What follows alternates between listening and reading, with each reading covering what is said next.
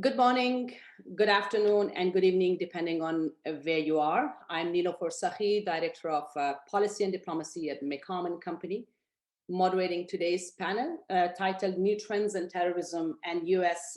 Counterterrorism Strategy. I would like to extend a very warm welcome to our distinguished panelists for joining us today and all the audience who have tuned in for this webinar. Well, since 9/11, combating terrorism has been a major United States national security and foreign policy priority. From Afghanistan, Iraq to Yemen, and then Philippines, the primary US tactic has been the preemptive use of military force to dismantle the foundations of terrorist groups. There's a tremendous reporting with evidence highlighting that terrorist groups like Al-Qaeda and ISIS have been adaptive and creative, while the United States counterterrorism strategy, which has largely been focused on more militarized approach and retaking territories, has remained unchanged. From assessing global terror threats of today to addressing international perspective on CT policy, this webinar attempts to re-examine United States counterterrorism strategy and lessons learned in order to determine more effective paths forward. To discuss these issues, we have a distinguished panel of experts. First, we have Mr. Michael Kugelman, Asia Program Deputy Director and Senior Associate for South Asia at the Woodrow Wilson Center.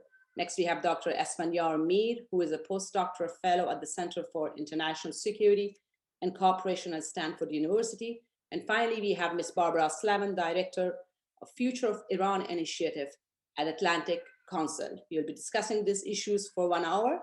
To submit your questions, please use the chat box. Feel free to ask questions at any time throughout the panel. We'll be looking at your questions and try to address as many as possible.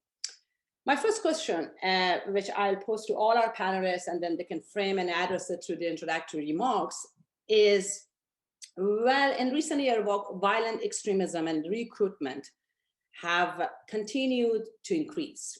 There are lots of reports about the global expansion of ISIS and ISIS franchises, by the way, and resurgence of ISIS in both Syria and Iraq, the surge and deadliest attacks and the extremist groups, more access to affordable and very high technology, which raises questions regarding the agenda of terrorist organizations.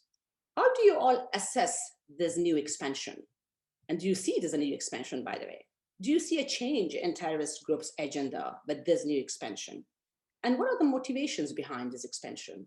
The questions for all of you. I'll start with Dr. Esfandiar Mir. The floor is yours, Esfandiar.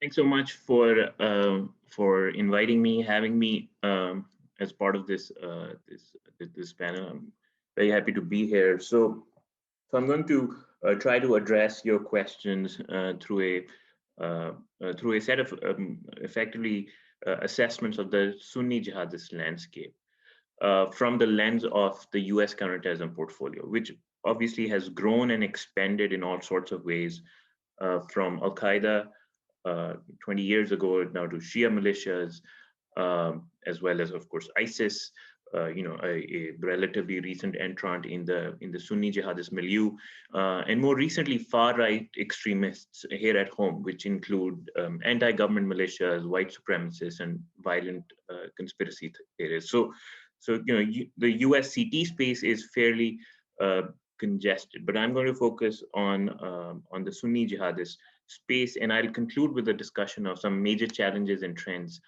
which are complicating US counterterrorism policy, especially beyond its borders. So let me start with ISIS. I assess ISIS as having been scaled back tremendously. And for now, I don't see the group having any major political strategy to revive the organization. There's certainly resurgence of some capacity in various different parts of the Middle East, but no real coordinated political strategy. At least I'm not seeing indications of that.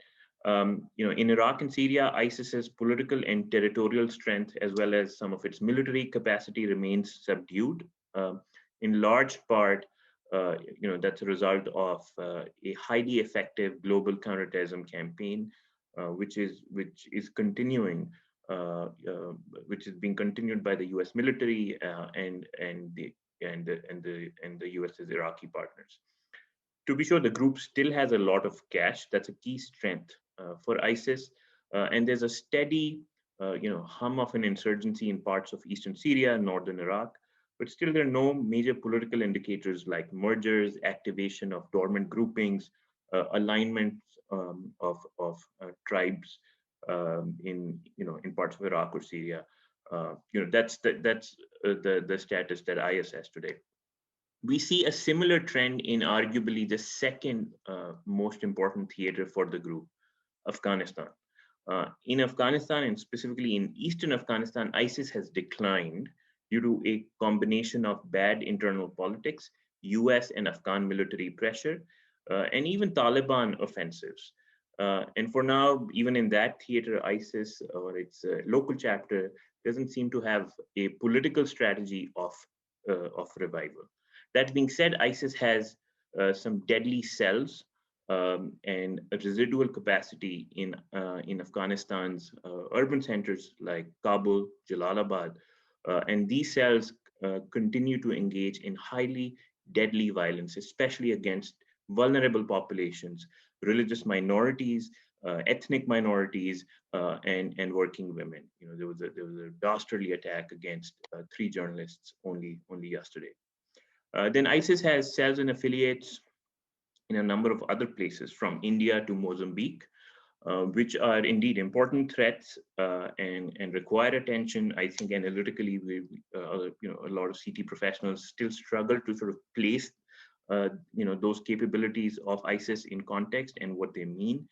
But I will note that, as with much of the rest of the organization, signs of coordinated political and military campaign by these cells are limited. Now, turning to Al-Qaeda, now that's a very different story in my opinion.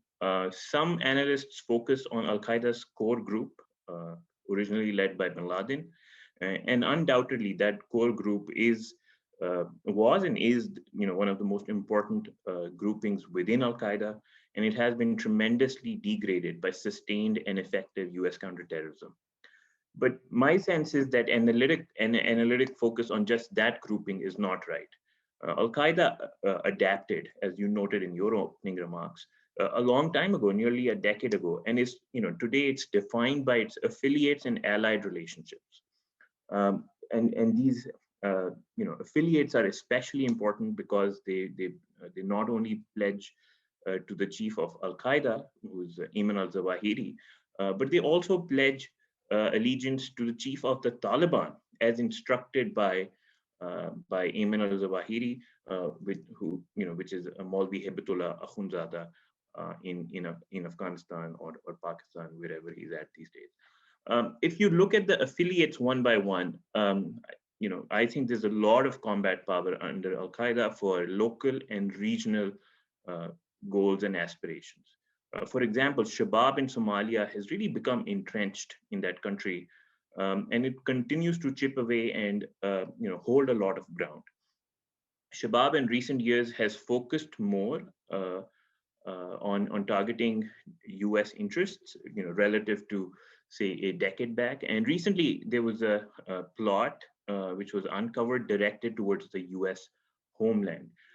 Then in West Africa's Sahel region, Al-Qaeda has consolidated important power by integrating a number of different groups with varied ethnic backgrounds through the Jamaat Nusrat al-Islam wal Muslimin, also known as JNIM. And then in Syria, Al-Qaeda loyalists have an organization called Hurasuddin in the northwest of the country, in the northwestern province of Idlib, which is able to poach from the more powerful jihadist faction in the same locality, which is Hayat Tahrir al-Sham. To be clear, Huras faces enormous challenges. Hayat Tahrir al-Sham is a much stronger group, but it is still able to survive and challenge Hayat Tahrir al-Sham fairly regularly. Now, turning to South Asia, the region that I specialize in, Al-Qaeda's two major partners, the Afghan Taliban and the Pakistan Taliban, are ascendant, despite enormous international and US pressure on the Taliban. to break from Al-Qaeda, despite the effective offer on the table of being coronated by the US government as the next government in Kabul. The Taliban have not broken from Al-Qaeda to this day. Publicly, they deflect on this particular issue, and privately, people with the Taliban suggest a continued commitment to Al-Qaeda among other foreign fighters. Then there's the Pakistan Taliban, also known as or well, its actual name is the Tehreek-e-Taliban Pakistan, so the shorthand TTP. And after some years of decline, TTP has consolidated important political and military power in eastern Afghanistan. Note that post 9/11, it was the Pakistan Taliban which provided Al-Qaeda support for its transnational campaign directed towards Europe and the US from 2004 to 2015. Recently, Pakistan Taliban has used its revived capability to renew its campaign of attritional warfare against the Pakistani state.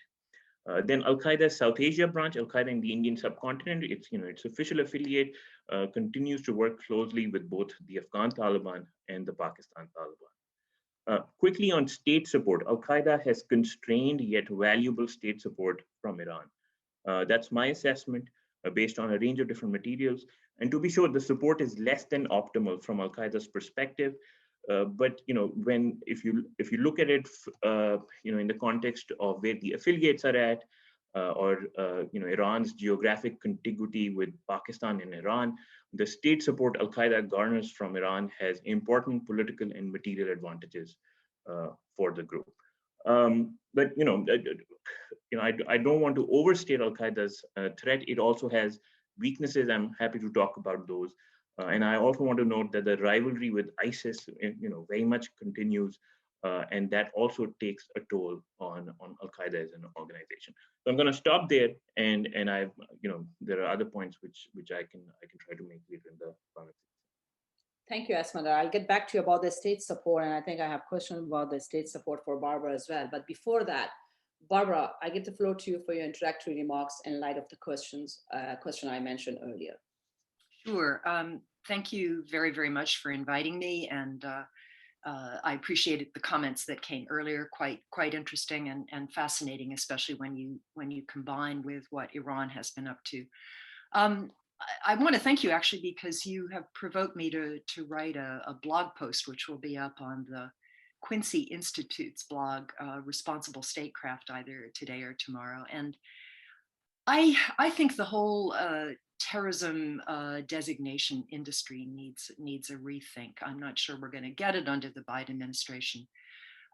But I've been thinking a lot about the way in which we designate organizations and groups. And I frankly think it in many cases does not help us resolve underlying problems. And it's kind of an easy way to make one feel morally superior without really dealing with root causes. The state sponsorship of terrorism designations began, I think, in 1979. And it's been extremely politicized. Foreign terrorist organizations also more than about that amount of time, also very, very politicized. To call groups like Hezbollah, Hamas, the Houthis, and Iraqi militias terrorist, I don't think it helps us anymore deal with the violence and instability that they contribute to. And as I say, it could get in the way. There's an interesting piece, I don't know if many of you have read it, by Ken Katzman of the Congressional Research Service, which he wrote for our blog at the Atlantic Council, Iran Source. And he knows that many of these groups have deep roots in their societies that are not just a function of foreign support, and they certainly wouldn't disappear even if their foreign sponsors stop backing them. They're parts of governments, they're parts of the armed forces of these countries. So when you label them as terrorist, it makes it harder, if not impossible, for the US to engage with them, and you often wind up isolating the United States more than the targeted country or group. I think that you think of Chinese, Russians who can talk to anybody, say in the Middle East, while the United States has handcuffed ourselves because we don't talk to terrorists, right? I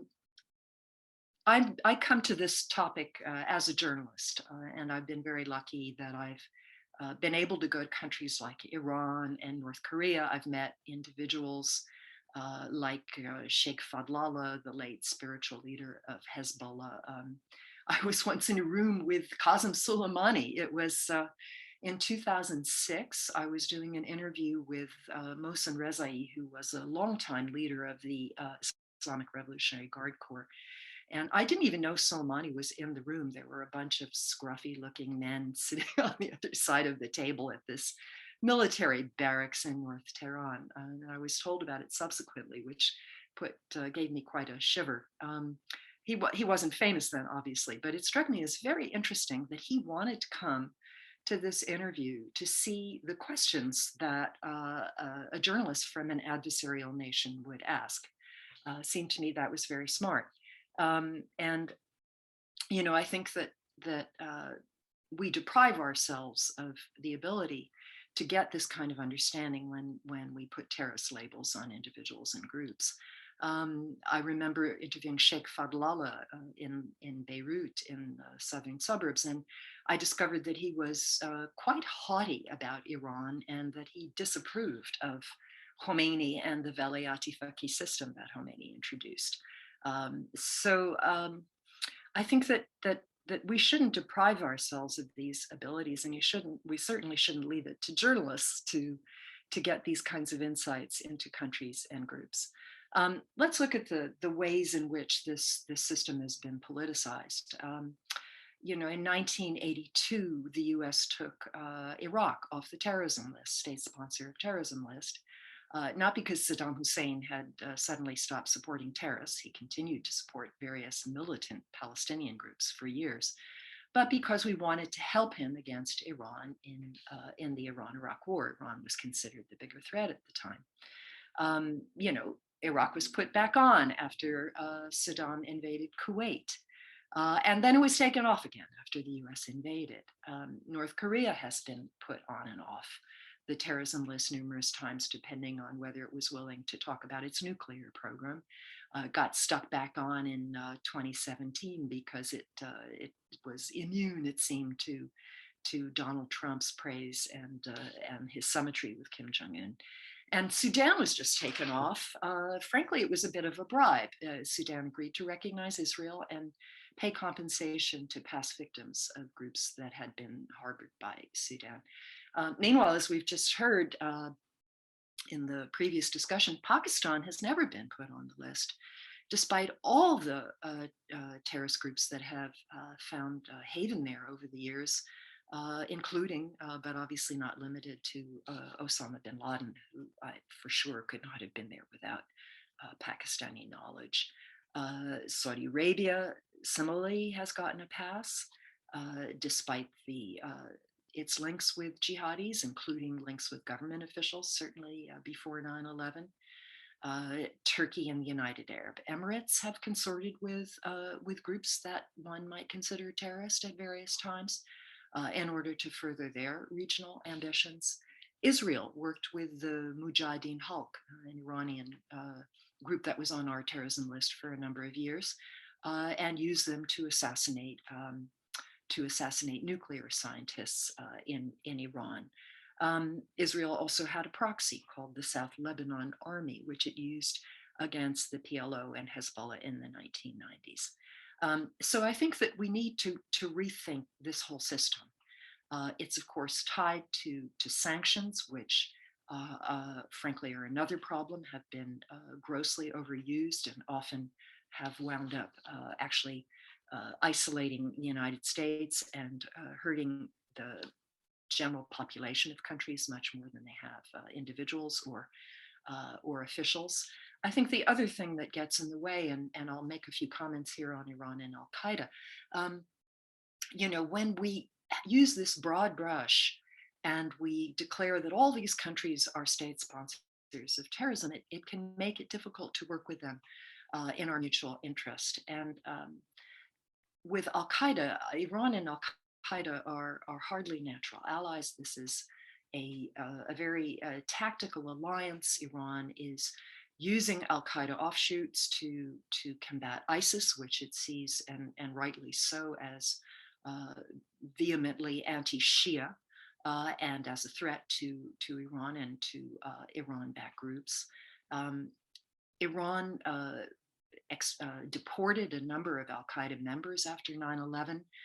It held on to some very prominent al-Qaeda figures, including Saif al-Adil and one of bin Laden's sons, and it tried to swap them with the United States in 2003 for the leaders of the Mujahideen Halq, who were in Iraq at the time.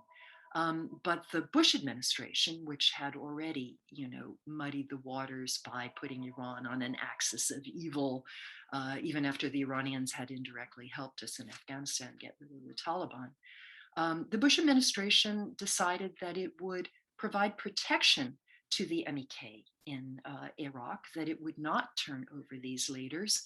And as a result, Iran continued to hold al-Qaeda figures. It used it to swap for Iranian diplomats kidnapped by al-Qaeda and Taliban figures in Pakistan, used them for other purposes. And it, as we've seen in recent years, it has definitely provided safe haven and freedom of passage for members of al-Qaeda as they go in and out of Pakistan, in particular through southeastern Iran. So, if we want to get Iran's cooperation against al-Qaeda groups, I don't think we're going to be able to do that as long as we treat Iran as a pariah state and continue with all these endless terrorism designations. We can talk a little bit about some of the other, the individual groups on the terrorism list. I think we also need to redefine our terms. It's very sloppy.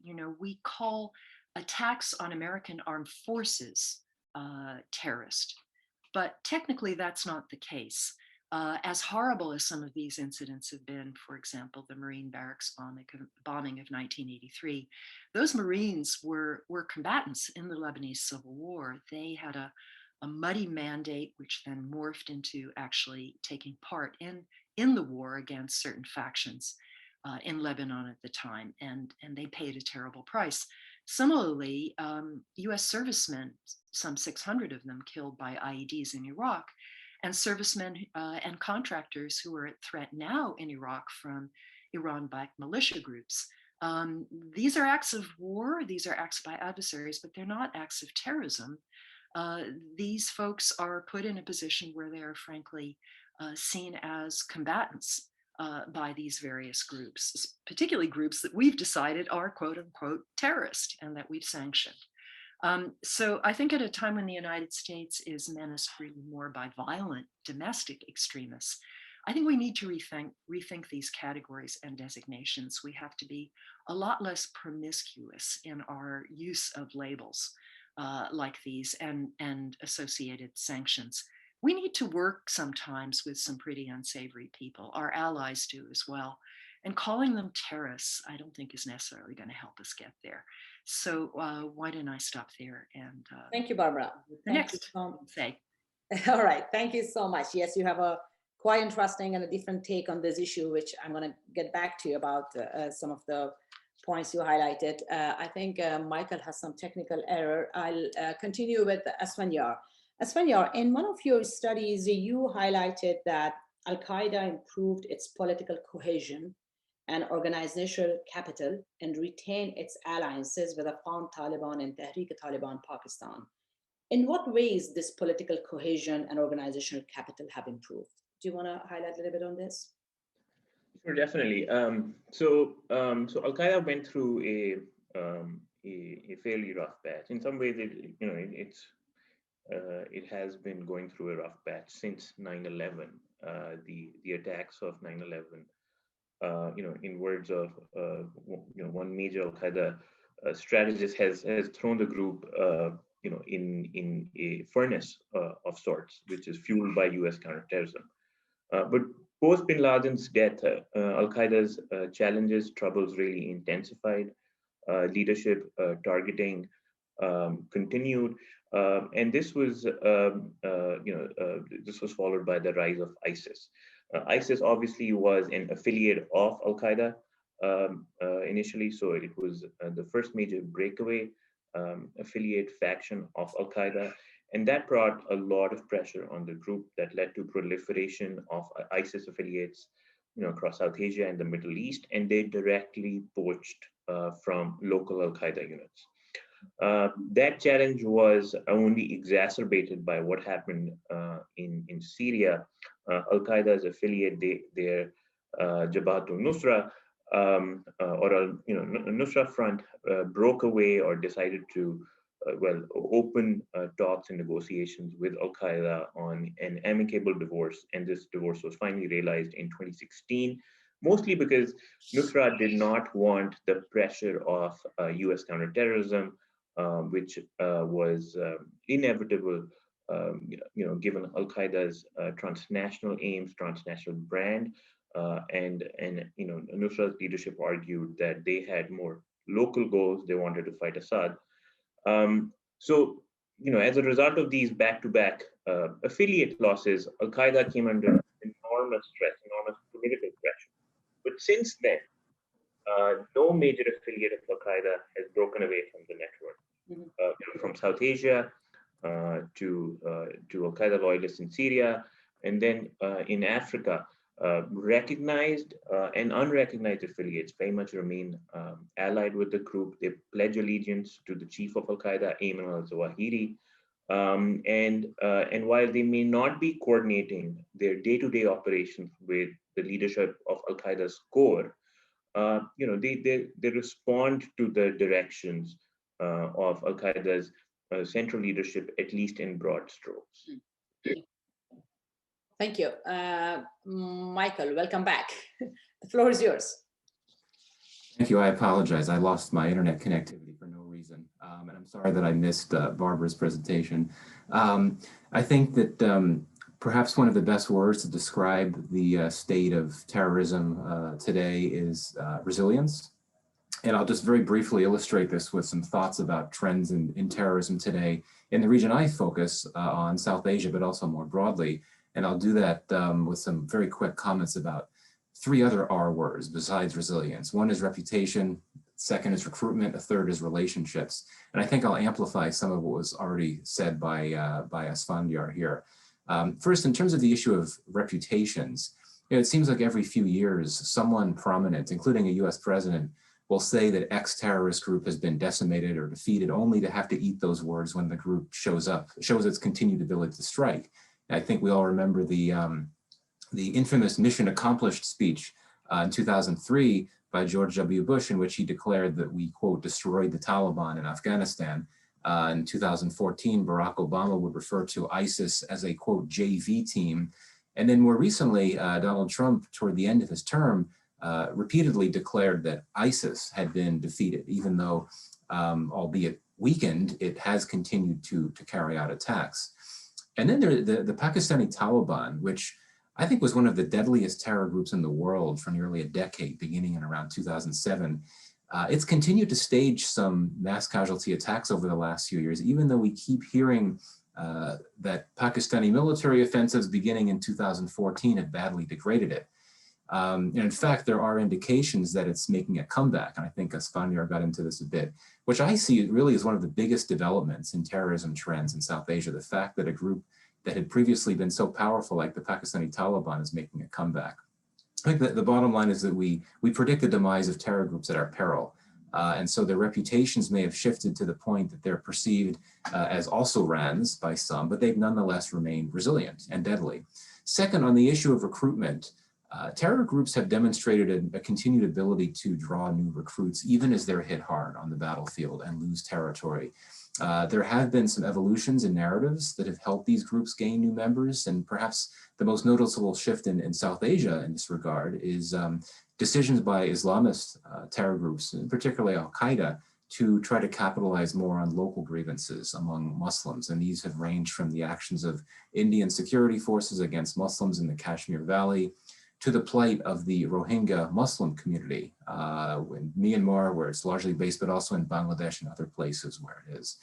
And there have also been times when globally minded terror groups have fixated on hyper-local causes, such as several years back when the Pakistani Taliban threatened to stage attacks on the public electricity utility in Karachi if the utility did not restore power at a moment when the city was experiencing record-breaking heat waves.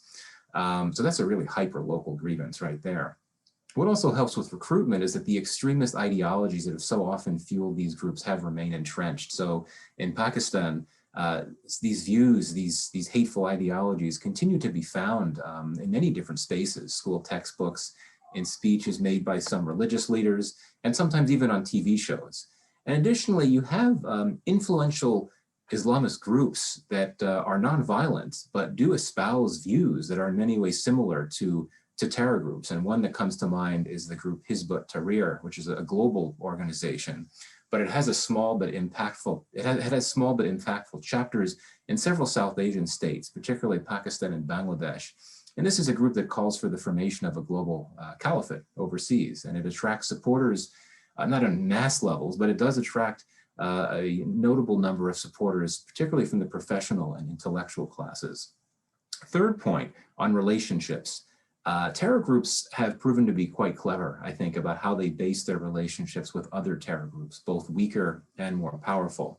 Now, Al-Qaeda, certainly it may be weaker than it used to be, but it keeps close. It stays close to more active and potent local and regional groups like the Taliban, the Afghan Taliban, especially the Haqqani network, and other local and regional groups in the Afghanistan-Pakistan region. So, ISIS may find itself in an unfriendly neighborhood in Afghanistan and Pakistan because most militant groups there are allied with Al-Qaeda, ISIS's rival, and also ISIS's, most of these other militant groups in the region are Deobandi, while ISIS is Salafist. But ISIS has proven resourceful, another R word to bring to the table, I guess, because it's sought out the more disaffected and aggrieved among the militant groups there for opportunistic partnerships. And here I'm talking about splinter groups of the Pakistani Taliban, for example. And ISIS has also found some common ground with the most potent anti-Shia militant group in the region, that being the Lashkar-e-Jhangvi group of Pakistan. It's carried out some attacks with a faction of LEJ, and some analysts believe that ISIS in Pakistan and LEJ factions are actually the same thing. And there are also less well-defined links that ISIS has been able to enjoy with indigenous groups in the region trying to capitalize on the ISIS brand among jihadists and aligning themselves with the group, which has given ISIS more influence within the jihadist landscape. This has been a dynamic in several places over the last few years. Bangladesh, I think, comes to mind here. A group known as JMB was implicated in a deadly attack on a bakery in Dhaka several years ago through that dynamic with ISIS. When it comes to the issue of relationships, I think one of the really big and unsettling questions is the future of the relationship between ISIS and Al-Qaeda. And specifically, could they one day come back together? We know that they split off several years ago. They're rivals, they're enemies. The conventional wisdom is that they will not come together, that the rivalry will endure. Because from a business perspective, when a company splits in two, it rarely comes back together. So one could just sort of nervously dismiss it as a black swan type of thing. It's something that would have major far-reaching consequences if it were to happen, but ultimately it's something that's highly unlikely to happen. But as I understand it, Al-Qaeda has in the past, not too long ago, already reached out to ISIS about a reunion. This happened a few years back when Al-Qaeda was struggling and ISIS was surging at the time. And ISIS was not interested at the time, but now with ISIS on the defensive, it's resilient, but still it's been considerably weakened from several years ago, with its having lost much of its so-called caliphate, as well as its top leader. Perhaps there could be some future receptivity one day on the ISIS side for some type of eventual reunion. As unlikely as that is, it can't be ruled out. And if that does happen, there would be major implications, and certainly in South Asia, where you have so many potent local regional militant groups that are Al-Qaeda aligned and hence rivals of ISIS. So if you had an Al-Qaeda-ISIS reunion, that means that theoretically the Taliban, which some in the US government have tried to view as a potential counterterrorism partner against ISIS, Well, the Taliban would presumably become an ally of ISIS in that case, and you could conceivably have a Taliban, ISIS, Al-Qaeda tag team in Afghanistan, and that would put a huge strain on U.S. counterterrorism efforts in Afghanistan, and especially with the likelihood of an eventual withdrawal of forces from Afghanistan, already complicating U.S. efforts to maintain an effective counterterrorism capacity. So in other words, to conclude, an already challenging future counterterrorism mission in Afghanistan could become much more challenging if you were to have that black swan event take place. So thank you. Thank you, Michael. Your comments reminded me of a report I was reading yesterday by Nordic Monitor Investigation. According to this report, it says that the Al-Qaeda-linked charity group in Turkey has been working with Islami Sangh Nepal, ISAN, its a regional partner in South Asia, to expand its logistic hub for jihadist network. And there are also, by the way, a number of other reports that recently highlights about this, the relationship between the charity organizations and jihadist networks. Asfandiar and Barbara, let me ask you to build on what Michael's analysis was about the grievances. If you look at this, the organizations like ISIS that this sees on these local grievances and team up with local organization, how do you assess this coordination, and how much ideology play a role here, and teaming up with these local entities, especially I'm talking about the ISIS or other insurgent group that they are teaming up with the local charity-based organizations. So how do you see ideology or grievances play a role in all these dynamics? Barbara, if you want to start.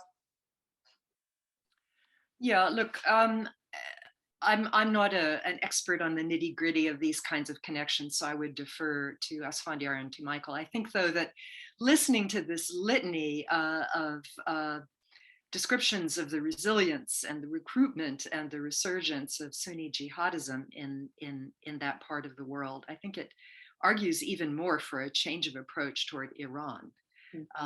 Which is not obviously a natural ally of any of these groups and is quite threatened by the militantly anti-Shia groups. We need to rethink this, because the approach of labeling all of these entities and countries as terrorist gets in the way of real counterterrorism cooperation.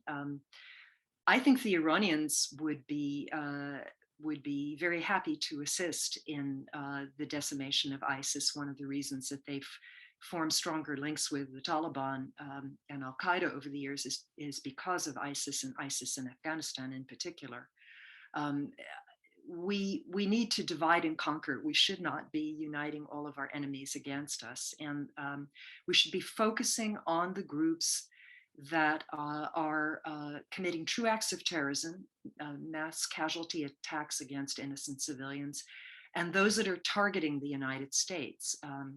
Iran has never carried out a successful terrorist attack in the United States, and there's only been one plot, supposedly, against the Saudi ambassador here that was broken up some years ago. It has focused exclusively on its regions. So I'm just saying we should set better priorities when it comes to counterterrorism. So Barbara, let me frame the question another way. Do you think ideology or grievances play any role, or will play any role, in Iraq, especially in Iran, in supporting terrorist groups? This is these decisions about which groups to support are made by the Iranian system for a number of reasons. Sometimes it's a way of supporting downtrodden Shia in Arab countries in particular, or in South Asia. That certainly is one of the reasons. The other way is it's a cheap and easy deterrent against attack. It gives Iran buffer zones against the United States, against Israel, against Arab rivals. And Iran has shown over the last 40 years that this method of building up partner groups is extremely successful. Many of these groups, as I've mentioned, are no longer, just militant organizations. They are part and parcel of the governments and the armed forces of the countries in which they are based. So yes, Iran certainly has learned how to exploit local grievances in its strategy of developing partners abroad. And you know, the other factor, we haven't talked about it but the U.S. military presence and U.S. military interventions over the years have historically been the best recruitment tool for terrorism for militant groups of all sorts. It's provoked all kinds of resistance. And you know, I know that the Biden administration is rethinking its military footprint in a number of these countries. And we do have to ask whether continuing to attack these groups is actually making things worse and only encouraging recruitment and hostility toward the United States. Thank you. Asfandyar? Sure. So I think that ideology as an analytic frame is inadequate, insufficient. For sure, these groups are driven by very strong ideas, very extreme ideas, very very radical political precepts. But we should view them as political organizations, groups with agendas, groups with local, regional, transnational priorities, groups which are comfortable with forming strategic alliances. And so when I look at the region that I focus on, South Asia, there I see Al Qaeda, even Afghan Taliban and ISIS in many ways being flexible with their ideological agendas. So let's take Al Qaeda, for instance. Al Qaeda is a Salafi jihadist organization. And in Afghanistan, it has worked for over 2 decades now, 25, 26 years, with a Hanafi organization, which is, the Afghan Taliban. The Afghan Taliban are not Salafi. It's a different sort of theological religious strand. Then I see ISIS, which is hyper Salafi. And it has sought to insert itself in Afghanistan's, those parts of Afghanistan where you have a history of Salafism, which are the 2 provinces in the east of Afghanistan, Kunar and Nangarhar. So sort of recognizing that where they have the best chance of building up an organization, and they have focused in those regions and not in other parts of the country. And we see similar flexibility with the Pakistan Taliban as well. So my sense is that these groups are always going to find grievances. They will always advance some really radical ideas, but we have to understand them politically to sort of examine their over time and across space variation in behavior. Thank you. And I'm going to get back to some of the effective tools, Asfandyar, that you mentioned in some of your reports in 2019. Sure. I'm going to get back to that and follow up with what you said right now. Michael, there are a number of reports that highlight the terrorist groups in South Asia exploit cross-border ethnic ties, globalized financial and commercial networks, and widely acceptable communication technologies to influence beyond local to regional and even international level. What measure do you think should be taken in such a context to address conditions conducive to the spread of terrorism or to limit the group influence? Well, yeah, I mean, it's quite clear that many of these groups in any one country in the region have influence or presence across the border, particularly in the case of Afghanistan and Pakistan. Yeah, I think that many of these groups, especially the newer ones, like Islamic State, have been very adept at exploiting social media for a variety, in a variety of ways through using the platform as a platform to recruit folks from, and also as a platform which to communicate.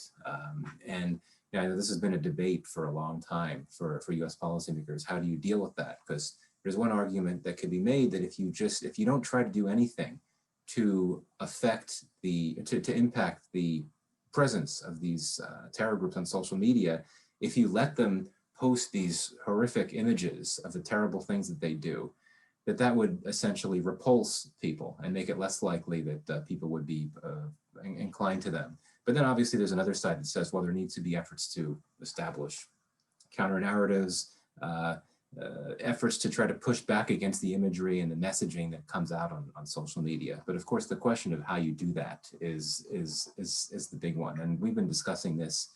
This has been something that's been discussed for many years, and it predates the emergence of social media for sure. Ever since the internet has been around, this has been a discussion of how to push back against these communication tools.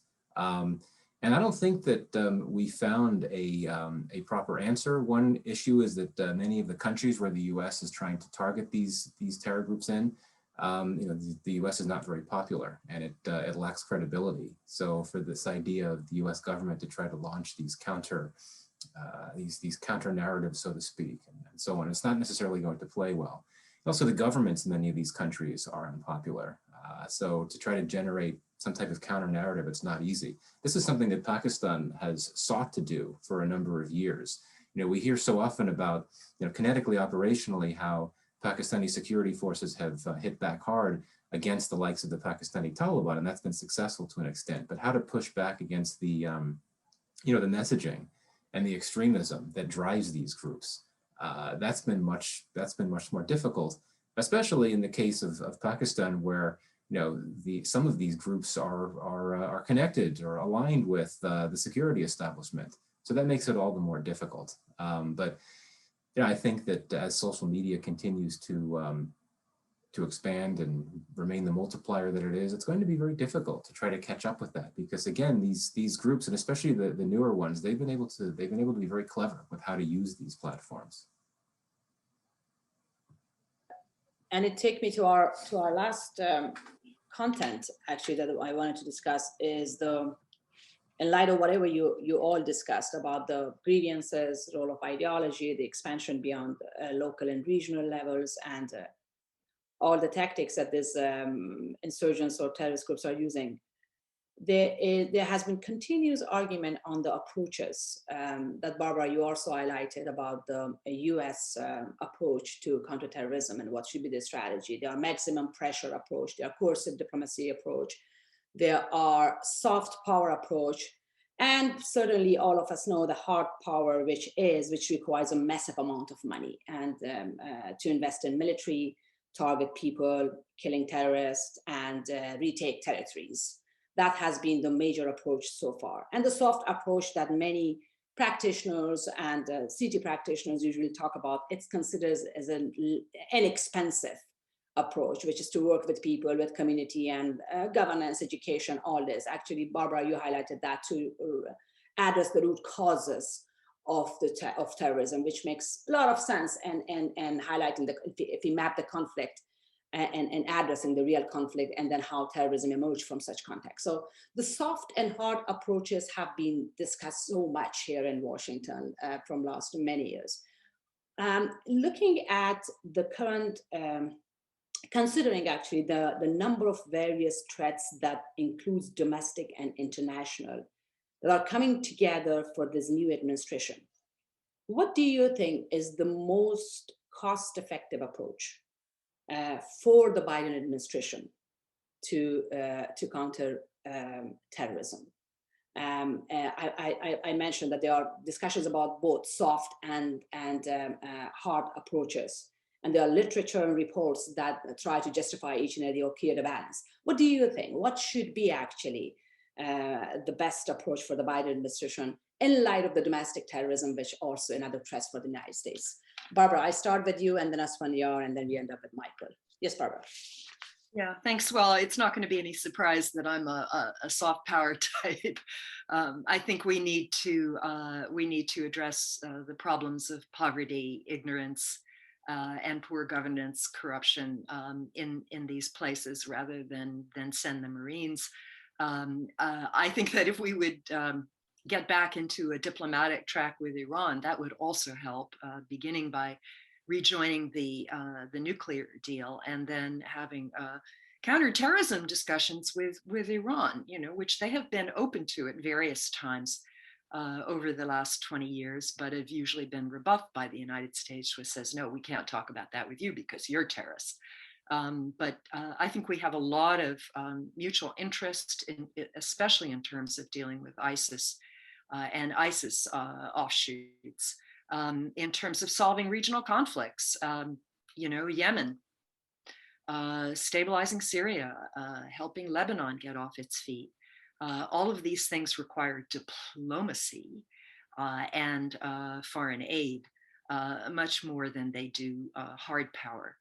And as we've seen, unfortunately, in the United States, we have a massive problem with disinformation in this country, which we also have to address. One factoid from a recent event we had at the Atlantic Council. A group did some polling in Iran, and 87% of Iranians know that Joe Biden won the election. I think that's a higher percentage than Americans who would say that Joe Biden won our last presidential election. So, before we can put ourselves forward as this paragon of virtue, we need to deal with some very serious problems at home. Thank you. Asfanya. Sure. So let me just complicate the premise of your question, right? U.S. counterterrorism policy, what should it be? Let me highlight some trends which are making a counterterrorism policy extremely complicated, especially hard counterterrorism, the disrupt, degrade type. And there are three major forces at work. First, we have to recognize that President Biden has come into office at a unique moment in American political history, which is not going away. The country is reeling from the pressures of a global pandemic, having suffered more than 500,000 deaths. Much of the electorate is exhausted by anxiety, economic anxiety, healthcare problems, and domestic polarization is an exacting challenge. All of which means that political capital and resources for overseas counterterrorism operations are just not going to be available the way they were 5 years ago. And as a result, the kind of free-flowing, hard counterterrorism policies we have pursued over the last decade, they're just not feasible anymore. Second, and this flows from the first point, and it's something that you have alluded to in your remarks earlier as well. U.S. government is in a drawdown posture in Africa, South Asia, Middle East, and due to that, counterterrorism pressure has gone down. Military pressure has gone down. And I don't bring this up to sort of advocate retention of forces, or current postures. I recognize the pull on the withdrawal posture that the U.S. government is in, but we have to just sort of recognize that we have to do more with less now in each of these regions.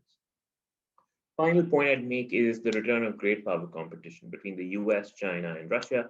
Obviously, there's a regional competition that Barbara has alluded to, the ongoing tensions with Iran. The reason this competition matters is that one of the key strengths of this post 9/11 global counterterrorism regime has been international cooperation. Through the UN, through bilateral channels, intelligence has been exchanged. Shared terrorists or terrorists of another country has been designated by the U.S. and so on and so forth. This infrastructure, this multilateral sort of infrastructure is being eroded. It's being chipped away gradually, and so we are going to see less counterterrorism cooperation from this point onward.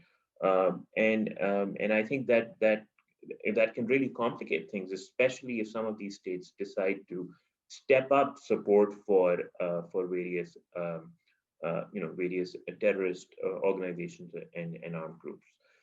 So, in the face of these forces, I don't have a good answer, but, I start by saying that the United States government needs to very carefully think about its counterterrorism equities. It's impossible in 2021 to be chasing and trying to kill all terrorists. It's just not viable. It's a question of resources, and the U.S. government just doesn't have those resources. So policymakers need to carefully think about which armed groups, which terrorist organizations they care about the most, which ones are most relevant to the security of the American public, and come up with strategies to counter only those organizations. And what do you think about the soft approaches, Asfandyar? I know that's not your area of focus, but just Sure. in general, what's your input about that? I think CVE approaches have not been successful. The CVE sort of countering ideology, counter messaging, that's just not been effective. We have failed to come up with effective programs. A lot of these approaches, the soft approach, is effectively offset by the perception of U.S. hegemony, anti-Americanism, the much more powerful factors and forces that are hard to sort of confront and fight with more micro level countering violent extremism approaches that we have tried so far. But I'm open to scholars and analysts who work on these issues to suggest other soft approaches. I think we need them. I just don't think that the toolkit we have right now is particularly effective. Thank you. Michael. Yeah, it's a really tough, complex question. I think that one answer is there needs to be a better understanding on the part of the U.S. governments of the seriousness of the terrorism threat. And here, go back to Afghanistan, there seems to be a reflexive tendency of many to believe that if U.S. forces leave, that Afghanistan will revert to the terrorist sanctuary that it was, leading up to the 9/11 attacks. Whereas, in fact, as we discussed, certainly terrorism remains resilient there. Terror groups remain resilient, but Al-Qaeda is not what it used to be.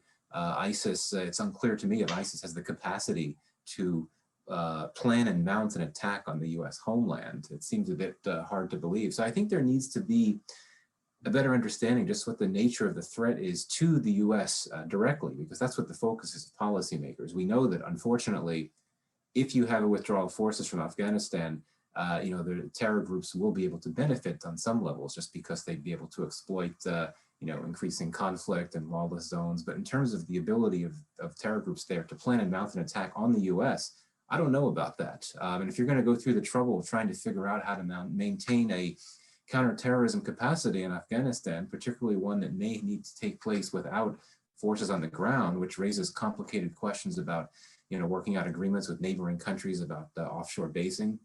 You want to make sure that you have the extent of the threat right, that you have that down. I think there also needs to be a better understanding, and this is very hard to do. Scholars have tried to do this for a long time, better understanding of the drivers of the terrorist threat, which we've also discussed. I think it's quite clear that it's not just poverty that spawns radicalization. It's not just being marginalized, disenfranchised. You have in the South Asia context that I'm aware of, you have plenty of middle class and wealthy radicals out there. The heads of the Pakistani Taliban over the years, they have not come from poverty. They come from the middle class. I think that many folks, regardless of their socioeconomic standing, are radicalized by material they see online, which gets back to the earlier point about social media. But I think at the end of the day, there's only so much that the U.S. can do about this. As Asfandyar said, this idea of trying to push back against extremist narratives, it's very hard for the U.S. to do that, especially when I think it lacks the credibility, and many will be suspicious of any efforts it makes in that regard. Finally, it's important to better understand your operational options and capacities. As I said before, and more broadly, there is a trend toward retrenchment, withdrawal of military forces. And if you want to you need to try to figure out how to maintain that CT capacity if you're no longer on the ground. And it's going to be very difficult to try to work out these offshore basing arrangements. That raises the issue of, do you scale up covert forces, covert actions, but still they would need to be based somewhere. But that goes back to what I said at the beginning, that it's important to understand how serious the threat is to the United States before going through all that very difficult endeavor of trying to figure out how to respond to a threat. You don't want to put so much effort into responding to a threat that may not be as serious as some may believe it is. Well, thank you so much. That brings us to an end. I would like to thank all of you for your time and attention today. Enjoy the rest of the day. Thank you.